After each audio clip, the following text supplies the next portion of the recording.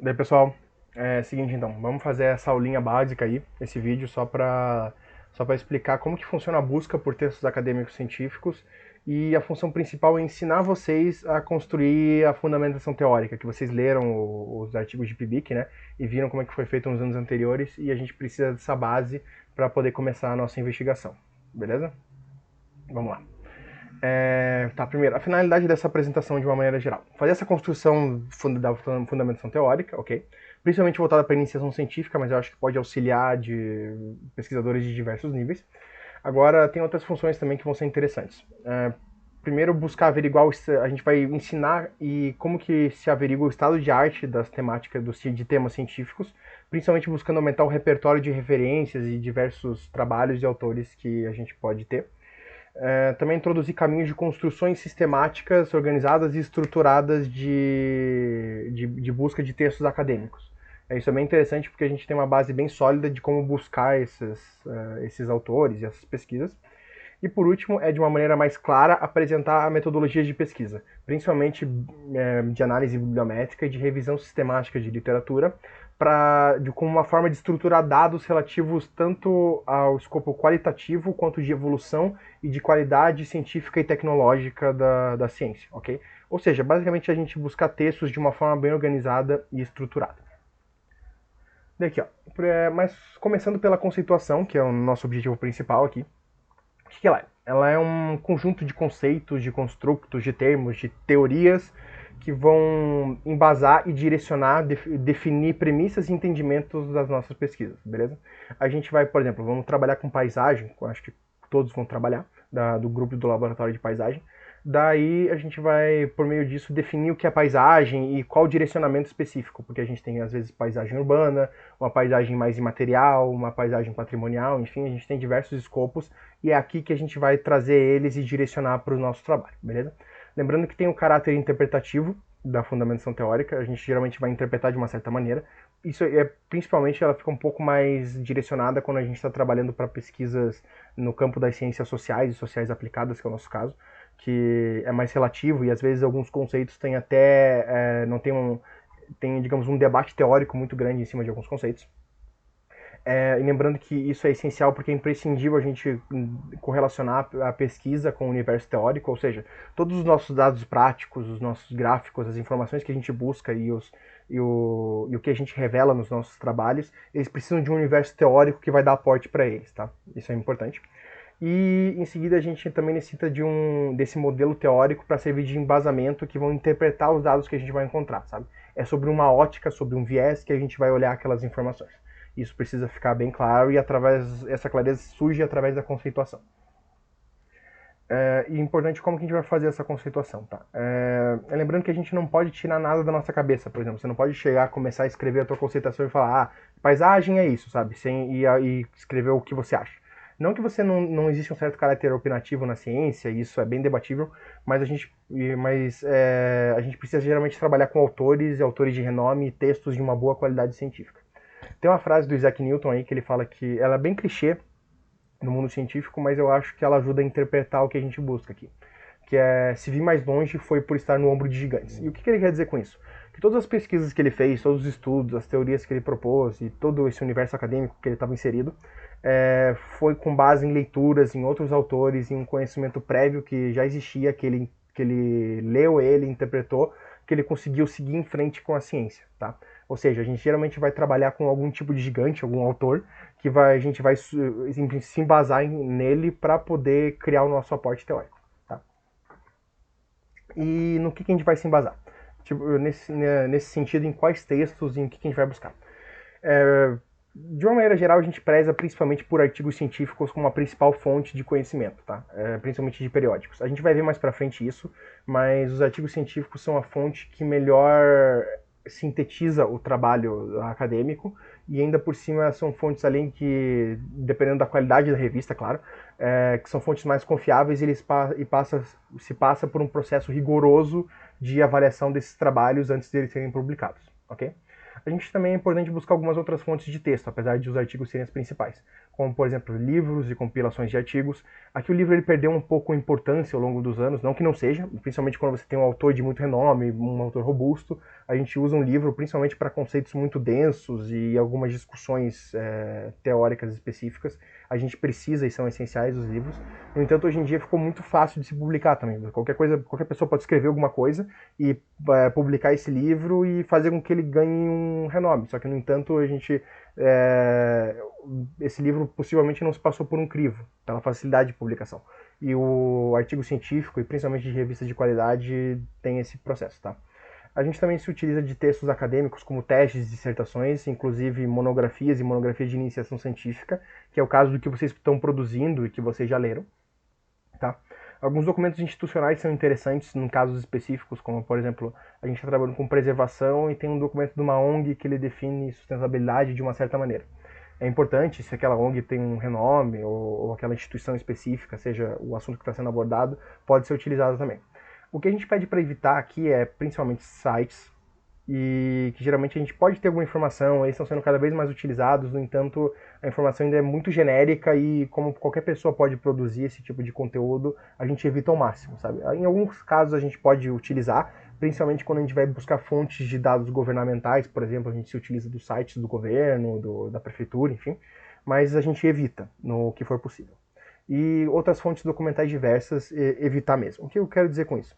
Por exemplo, fonte documental diversa, você pode ter um filme, um livro, um CD, um livro não, um filme, um CD, um vídeo no YouTube. Claro que você pode usar, às vezes você pode fazer uma pesquisa sobre um filme, sobre o impacto de um filme, ou sobre o que ele trata, ou como ele foi importante na cultura popular. Isso pode ocorrer e a gente não está minimizando isso de nenhuma maneira, sabe? Mas a gente preza sempre por um conteúdo, até pela aplicação prática dos nossos trabalhos, a gente preza por um conteúdo mais direcionado, ok? Mas isso também não impede, dentro de um contexto específico, delimitado e claro, você pode se utilizar e sempre lembrando se for uma fonte de qualidade, ok? Daí é o seguinte, a gente já definiu as fontes que a gente precisa encontrar, os textos, mas como que a gente vai encontrar essas fontes? Essa é uma problemática muito grande da ciência, que basicamente seria encontrar publicações confiáveis, criteriosas e que foram selecionadas por um processo bem rígido para poder ter uma qualidade e poder se aproximar o mais próximo do método científico e trazer uma questão de diversidade possível nos trabalhos que a gente está buscando, ok?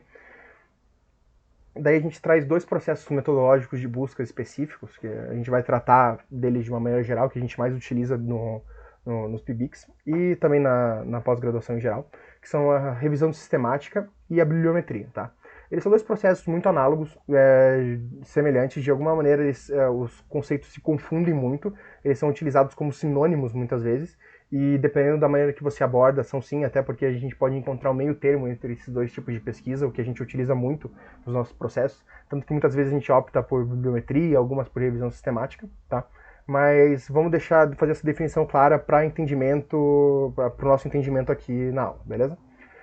A gente tem primeiro a revisão sistemática como uma metodologia de pesquisa, para buscar dados de literatura, e aqui a questão é sempre buscar apreciação crítica e síntese das informações selecionadas, ou seja, do conteúdo que o artigo está trazendo, ok? De uma maneira um pouco mais qualitativa, às vezes, a gente pode trazer esse qualitativo para um quantitativo, mas geralmente buscando essa essência do que o trabalho traz da grande temática. E a bibliometria, por outro lado, ela tem um caráter quantitativo muito mais sólido, e ela busca especificamente tratar da produção e disseminação do conhecimento científico, ou seja, a gente vai buscar por métricas específicas determinar o alcance de um artigo, a produtividade de um pesquisador, a gente vai determinar esses parâmetros específicos dos textos científicos, ou seja, a gente trabalha mais com a questão científica do texto do que com o conteúdo em si, quando a revisão sistemática do outro é o contrário. Daqui a gente tem, novamente, apresentando um pouco melhor essa divisão, tá? A revisão sistemática tem um caráter quantitativo, ou seja, busca-se os resultados, o estado da arte e as evidências que o artigo produz. O foco seria o tema, e é um processo que ele visa diminuir a subjetividade das publicações, do processo de busca de publicações. E a bibliometria, ela tem uma rigidez quantitativa muito mais clara. ela busca geralmente a meta-análise da literatura, ou seja, o dado sobre os dados, tá? Averiguar o alcance, o impacto, a relevância e focada na produção científica e não no tema. E geralmente visando a eficiência daí a produtividade do pesquisador, ou do artigo, ou da revista, enfim, nesse escopo científico, tá? Daqui para a gente botar isso num plano um pouco mais esquematizado, vamos ver. Como que a gente realiza elas, tá? Primeiro a gente tem uma pré-abordagem, que é uma leitura prévia sobre o que está querendo se tratar, a definição de umas questões científicas que a gente tratou na aula passada, como por exemplo de perguntas de pesquisa, hipóteses, objetivos, determinar a metodologia que será buscada e definições metodológicas prévias, né? Ou seja, quais foram esses processos que vão ser utilizados na revisão sistemática e na análise bibliométrica. Tá? A revisão sistemática, a gente foca bastante na pergunta de pesquisa e a solução que se busca, as evidências, ou seja, os dados que são obtidos das bases, os artigos que são encontrados. A gente faz uma revisão e seleciona os artigos pela relevância e averigua eles de acordo com os temas e agrupa eles em grandes campos do que a gente encontra e faz uma análise quantitativa desses resultados. Tá? E análise bibliométrica, a gente define esses aspectos de busca e, de uma maneira geral, eu trouxe aqui as 3 principais leis bibliométricas. No entanto, a gente pode expandir isso um pouco mais dependendo do assunto. Mas elas são a lei de Lotka, que fala da frequência e da produtividade, de Bradford, que fala da dispersão e concentração de artigos em periódicos, ou seja, como é essa movimentação científica, e a lei de Zipf, que fala da frequência de palavras e o significado delas dentro do texto, ou seja, como que o autor utiliza aquilo e com que direcionamento, tá? Ou seja, e tudo isso serve para os resultados efetivos sobre o que se busca, para uma discussão crítica e apresentação dos resultados, ok? Vamos ver... Tá, da bibliometria especificamente. Aqui eu optei por trazer uma representação visual dos direcionamentos da bibliometria que a gente pode ter, porque a revisão sistemática a gente consegue entender um pouco melhor a conceituação e como trazer isso de uma maneira escrita, mas a bibliométrica às vezes fica um pouco amplo demais. E acho que dá para traduzir bem isso de uma forma visual, como por exemplo, a gente pode mapear a dispersão de um tema, de um assunto, de um tipo de artigo ao longo do tempo, fazer uma dispersão cronológica desse assunto, uma análise temporal. Ou seja, pode falar de um tema que ele foi tratado no passado e voltou agora, ele está começando a ser tratado, ou seja, ele já está há muito tempo sendo tratado bastante, uma temática específica, e a gente pode averiguar isso. Outra questão é a análise de autores, que a gente pode verificar qual tema um autor trabalha mais ou menos, tá? Ou seja, ou com um tema específico e buscar qual autores que trabalham nesse tema. Além disso, dá para fazer umas análises um pouco mais aprofundadas, como por exemplo, a gente pode averiguar se um autor ele produz muito sobre aquele tema e se os artigos dele são relevantes, porque às vezes um autor ele pode ter uma produção muito grande e os artigos dele serem um pouco insignificantes e não trazerem nada de muito relevante, ou a gente pode ter autores que produzem pouco, mas os artigos deles são tão densos e de uma qualidade tão boa que eles são muito relevantes, são muito citados no processo de pesquisa científica, ou mesmo não são muito não reprovados, mas são muito controversos, enfim. E tem numa terceira tipo de análise a contrafrequência de palavras, que a gente consegue usar word clouds, por exemplo, para definir o que mais é tratado, em que campo, enfim. Além disso, tem diversos outros tipos de análise, como periódicos, de index, de citação, enfim, que a gente não vai adentrar aqui, mas só para saber da existência e da possibilidade que você pode ter dentro desse processo metodológico. Agora tratando um pouco das ciências das publicações, né? O que a gente vai citar e por que a gente cita isso como uma fonte principal. No caso dos artigos científicos, né? A gente tem os artigos como a principal fonte e meio de comunicação na ciência, por meio das publicações desses textos em periódicos e revistas científicas. E por quê? Porque por causa da confiabilidade dessas informações e num processo rigoroso de seleção. A gente poderia definir bem esse processo, tem diversas etapas e diversas formas e olhares que a gente tem sobre isso, mas aqui eu vou sintetizar um pouco para vocês, que basicamente a gente tem duas maneiras. As fontes utilizadas, desde os dados, dos autores e como isso trata, ou seja, de como que o texto está escrito, e a gente tem o processo de revisão por pares, que ele é muito importante, que pode às vezes acabar caindo na bibliometria de vocês, na análise de vocês, que é um processo que para averiguar, para contestar a qualidade de um texto, a gente coloca 2 autores revisando, uma revisão por pares, que daí nenhum deles sabe o nome da pessoa que escreveu o texto e que sabe que quem é a outra pessoa que está revisando com eles, mas esses 2 pesquisadores fazem uma aferição sobre a qualidade daquele tema e depois parte para conferir se os dois autores aprovaram, se um aprovou ou desaprovou, tem um terceiro que entra no meio. Enfim, esse processo varia muito de revista para revista, mas de uma maneira geral ele funciona assim, tá? E também outra maneira é quanto à qualidade das revistas e a nota que elas recebem. A gente tem duas formas principais de avaliação de revistas que os artigos estão inseridos, que é primeiro o Simago, que é uma avaliação internacional, que ela separa por grandes quartis, 4 quartis, né? E daí seria o Q1 o de melhor qualidade e o Q4 o de pior qualidade. Daí, e também no caso nacional a gente tem o Qualis. Aqui é importante falar que o Qualis está passando por um processo de modificação e que provavelmente ele não pode ser assim nos últimos anos, talvez esse seja o último ou penúltimo ano que está dessa maneira, mas de qualquer maneira eu trouxe para a gente saber que ele existe e que está nesse processo de mudança. Daí o Qualis ele trata principalmente dos principais artigos nas notas de A1 a 2. A gente preza por usar artigos de B1 e B2 no máximo ali. Dali para baixo perde bastante a qualidade e a gente opta por não tanto se utilizar de artigos dessas fontes. Claro que isso varia um pouco no caso da iniciação científica, porque vocês estão começando ainda esse processo de pesquisa. No entanto, é sempre bom saber, tá? E essas revistas, eu trouxe alguns exemplos para que vocês já devem ter ouvido falar e alguns exemplos que a gente usa bastante.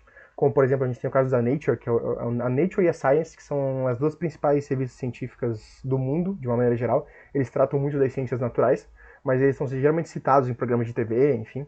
Aqui a gente tem o caso da revista, o The Lancet, que era uma revista na área de saúde, de medicina, que é muito famosa, que se falou muito dela durante a pandemia, tanto pela contribuição dela e por casos de controvérsia que teve, como, por exemplo, aquele estudo da cloroquina, que ele ganhou uma grande repercussão e que, no final das contas, eles viram que os dados não estavam tão consistentes assim, tinha diversos erros no processo daqueles estudos, tá?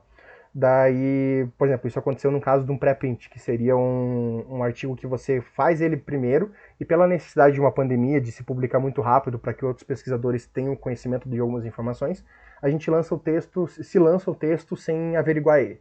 No entanto, como não foi feito esse processo de avaliação, o texto foi lançado, ele foi bastante divulgado, enfim, mas isso eu estou só a título de comentar para saber que existe todo esse processo científico.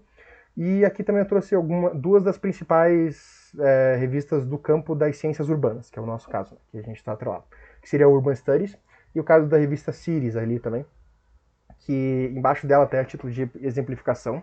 Eu trouxe aqui o site score dela, o score de citação e o fator de impacto da revista, que são bem altos, ou seja, a gente consegue aferir a qualidade por meio desses processos quantitativos também.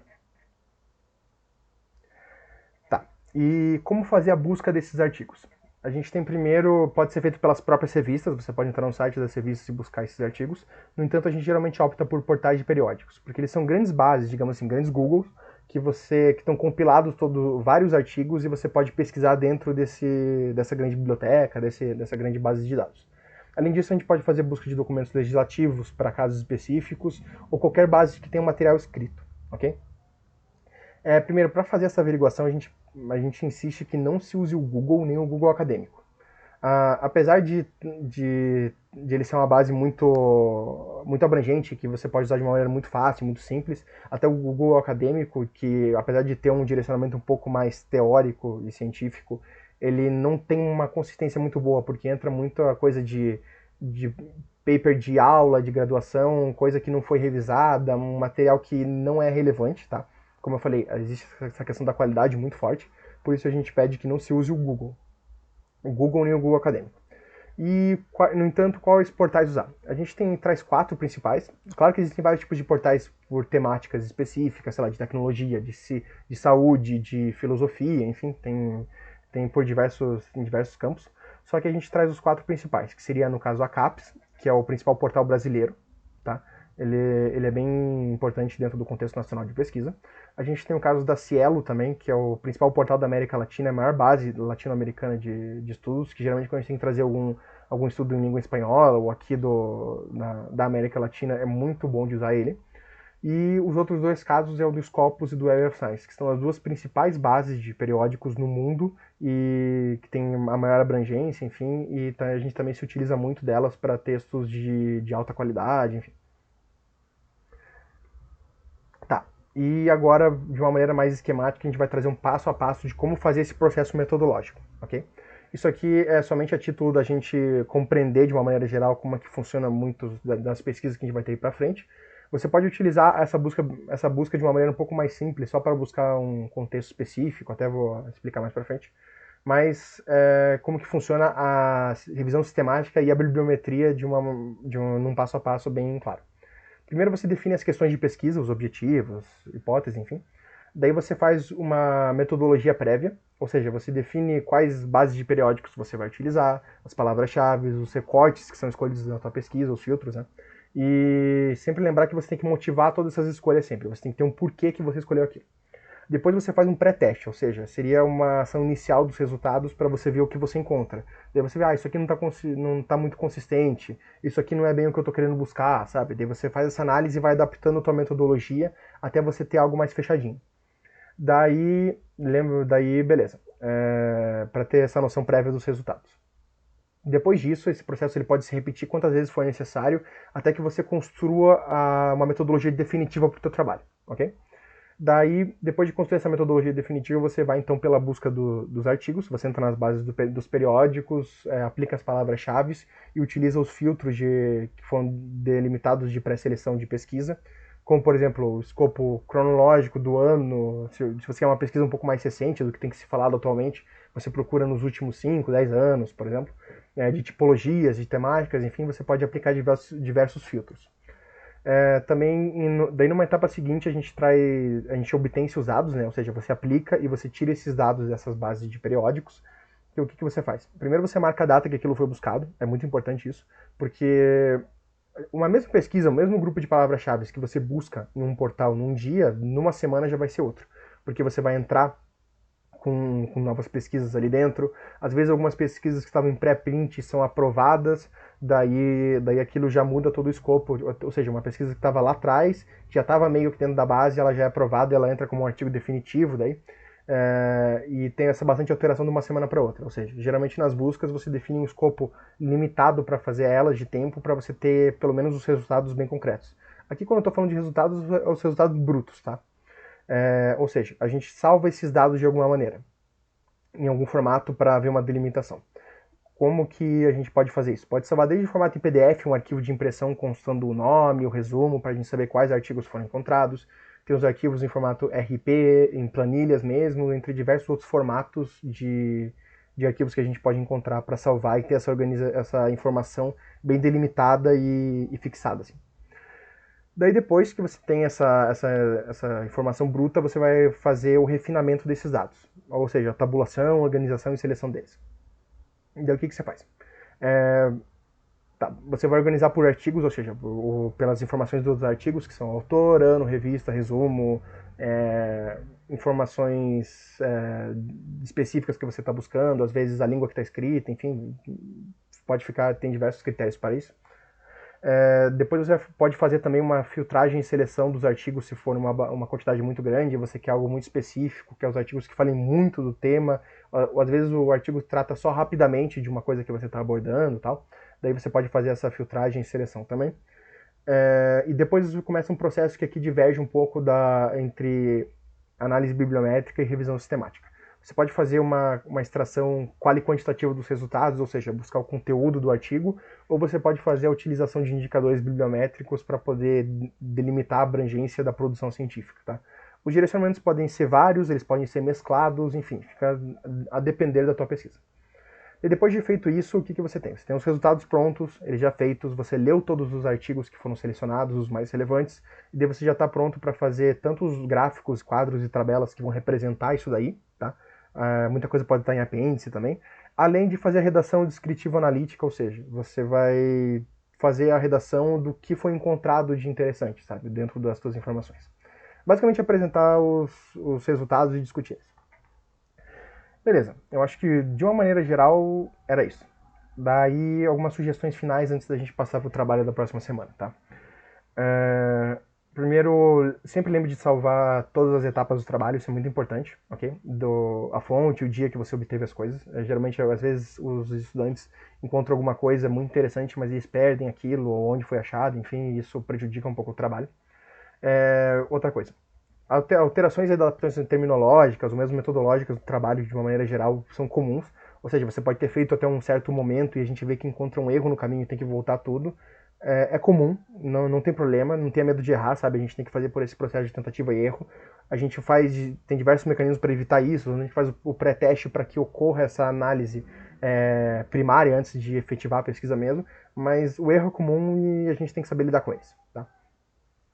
Depois, é uma excelente ideia a gente mostrar o pré-teste da construção, como que foi construída a metodologia através de um pré-teste, principalmente em apêndice, de uma maneira extra para o trabalho.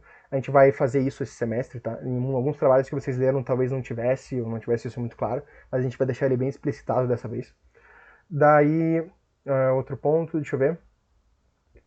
Também é importante que tudo que foi falado aqui ele pode servir de uma maneira metodológica muito clara, ou você pode servir para trazer e trazer sobre um assunto específico, tá? Aí eu pulei um tópico.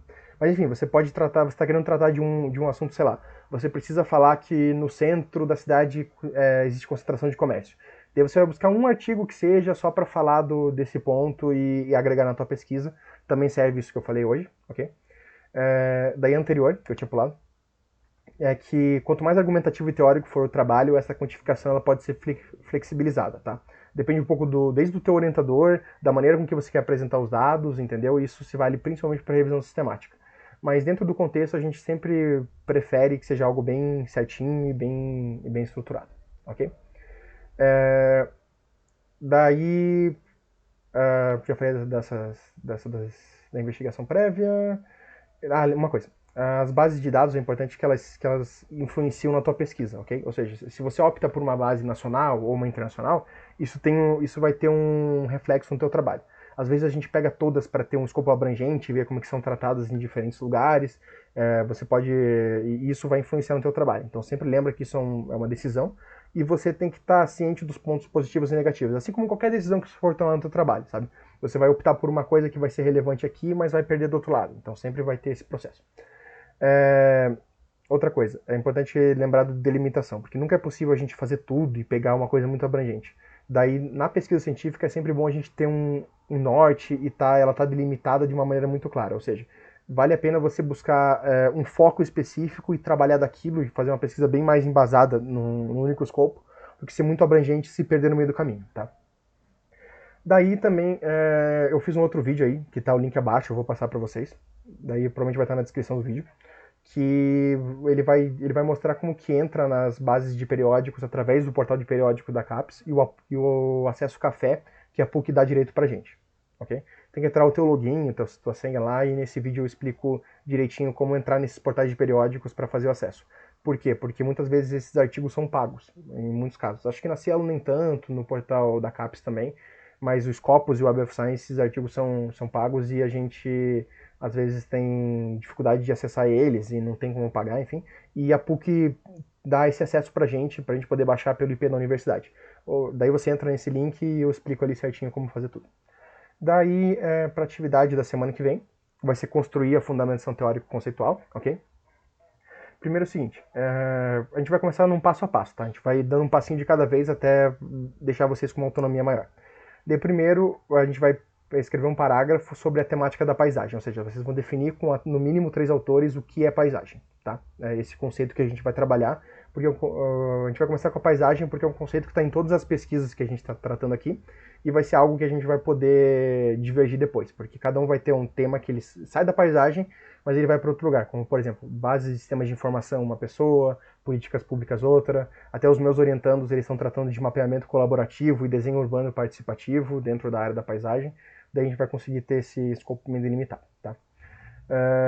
Daí primeiro, para a gente buscar uma primeira referência que todo mundo vai trazer, porque ela traz bem o cerne da ideia da paisagem, que é na tese de doutorado da professora Letícia, ela vai estar no Drive. Daí vocês vão buscar num parágrafo lá, eu também vou mostrar para vocês direitinho onde que é, vou deixar um arquivo em texto dizendo como achar. Daí vocês vão ler esse parágrafo e tentar traduzir com a palavra de vocês o que seria a paisagem e trazer ela para o conceito. Vocês vão ter que fazer a citação da professora Letícia, ou seja, aqui vocês vão ter que praticar não só a escrita com referências e também fazer essas referências na norma da BNT, porque é um processo que ele é um pouco chatinho de fazer e tal, mas a gente precisa treinar ao longo do nosso processo de pesquisa. Daí, deixa eu ver, eu também vou pedir que vocês utilizem uma citação direta, pelo menos, tá? Não, uma só, mais que isso é demais. Daí ela pode ser longa ou curta, e não pode ser na pesquisa da professora, ok? porque a gente vai fazer, é mais para fazer esse exercício mesmo. Daí, num dos outros textos que vocês buscarem, vocês podem fazer uma citação direta, mas nesse primeiro não. Daí o restante das citações vão ser todas indiretas, ok? Até para vocês terem esse treino de apreensão conceitual, que vocês vão ler alguma coisa, interpretar e buscar o que aquele autor deu em termos de ferramenta teórica para vocês, para colocar no texto e no trabalho de vocês. Daí beleza, os outros dois autores, como vocês vão fazer? Ainda a gente não vai fazer a busca nos portais de periódicos, tá? A gente vai primeiro, eu criei uma pasta lá com diversos artigos que tratam sobre paisagem. Daí eu peguei um monte de artigos para vocês procurarem, daí eu vou deixar que vocês façam esse exercício mesmo, de lerem esses artigos, fazer uma leitura dinâmica e buscar em qual trecho do artigo que está falando sobre o conceito de paisagem, e daí você trazer aquela leitura e colocar ela no teu trabalho, ok? Daí tem um universo que está fechado ali, daí a gente consegue ter um controle maior e até para tirar dúvidas e tal. E lembrando que a função dessa atividade, dessa dinâmica, é não só começar a construção do trabalho de vocês, mas treinar e aprender essa escrita científica, tá? Daí sim, na outra semana, a próxima atividade, depois que vocês entregarem na quinta que vem, daí na quinta que vem, daí na outra vocês vão começar a construção da fundamentação teórica dos temas específicos de cada um, ok? Daí vai ficar por conta de vocês, claro que a gente vai estar sempre guiando o processo, mas vocês vão aos poucos ganhando uma autonomia na pesquisa científica. Daí aqui só para lembrar, que essas são as referências do trabalho, e é nesse formato da BNT que eu vou pedir para vocês fazerem as referências. Lembra que só uma coisinha que a gente pede diferente, que é trazer o nome completo, ok? Porque é muito mais fácil a gente apagar o nome depois, do que ter que pegar o nome com ponto e depois buscar, enfim, mas a gente sempre pede o nome completo nesse sentido. Daí é isso, pessoal. Muito obrigado aí por assistir a aula. Sei que ela ficou compridinha, deu uma meia hora mais ou menos, mas eu acho que já dá. Cada um consegue assistir no horário que pode e a gente consegue já dar andamento para as atividades. Valeu?